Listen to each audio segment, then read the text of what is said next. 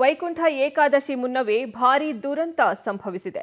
ತಿರುಪತಿಯಲ್ಲಿ ಕಾಲ್ತುಳಿತ ಆಗಿ ಸಾವಿನ ಸಂಖ್ಯೆ 7ಕ್ಕೆ ಏರಿಕೆಯಾಗಿದೆ. 3 ಮಹಿಳೆಯರು ಸೇರಿ 7 ಜನ ದುರ್ಮರಣ ಹೊಂದಿದ್ದಾರೆ. 60ಕ್ಕೂ ಹೆಚ್ಚು ಭಕ್ತರು ಅಸ್ವಸ್ಥರಾಗಿದ್ದು ಆಸ್ಪತ್ರೆಯಲ್ಲಿ ಚಿಕಿತ್ಸೆಯನ್ನ ನೀಡಲಾಗ್ತಾ ಇದೆ.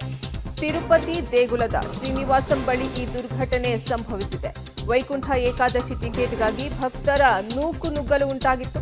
ಶುಕ್ರವಾರದ ವೈಕುಂಠ ಏಕಾದಶಿ ದರ್ಶನಕ್ಕಾಗಿ ಈ ನೂಕುನುಗ್ಗಲು ಆಗಿತ್ತು. ವೈಕುಂಠ ಏಕಾದಶಿ ಮುನ್ನವೇ ಭಾರೀ ದುರಂತ ಸಂಭವಿಸಿದೆ. ತಿರುಪತಿಯಲ್ಲಿ ಕಾಲ್ತುಳಿತ ಉಂಟಾಗಿ ಸಾವಿನ ಸಂಖ್ಯೆ 7ಕ್ಕೆ ಏರಿಕೆ ಕಂಡಿದೆ. 3 ಮಹಿಳೆಯರು ಸೇರಿ 7 ಜನ ಮೃತಪಟ್ಟಿದ್ದಾರೆ. ವೈಕುಂಠ ಏಕಾದಶಿ ಮುನ್ನವೇ ಭಾರೀ ದುರಂತ ಸಂಭವಿಸಿದೆ.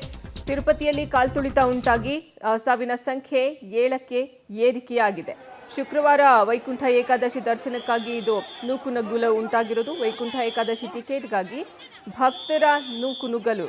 ತಿರುಪತಿ ದೇಗುಲದ ಶ್ರೀನಿವಾಸಂ ಬಳಿ ಈ ದುರ್ಘಟನೆ ಸಂಭವಿಸಿದೆ. 60ಕ್ಕೂ ಹೆಚ್ಚು ಭಕ್ತರಿಗೆ ಗಾಯ ಆಗಿದ್ದು ಅಸ್ವಸ್ಥರಾಗಿದ್ದು ಆಸ್ಪತ್ರೆಯಲ್ಲಿ ಚಿಕಿತ್ಸೆಯನ್ನ ಪಡಿತಾ ಇದ್ದಾರೆ. 3 ಮಹಿಳೆಯರು ಸೇರಿ 7 ಜನ ದುರ್ಮರಣವನ್ನ ಹೊಂದಿದ್ದಾರೆ.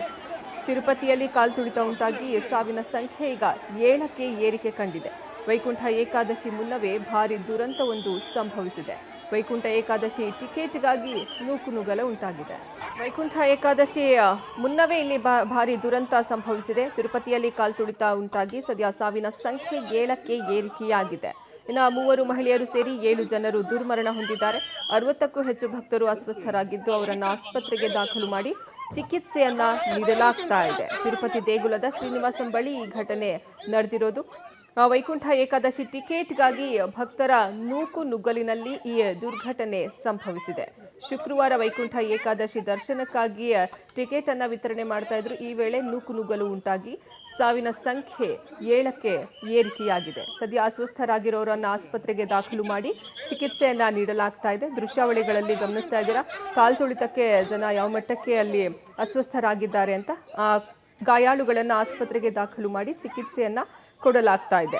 60ಕ್ಕೂ ಹೆಚ್ಚು ಭಕ್ತರು ಅಸ್ವಸ್ಥರಾಗಿದ್ದಾರೆ. ಅವರಿಗೆ ಅಲ್ಲಿ ಖಾಸಗಿ ಆಸ್ಪತ್ರೆಯಲ್ಲಿ ಚಿಕಿತ್ಸೆಯನ್ನು ಕೊಡಲಾಗ್ತಾ ಇದೆ.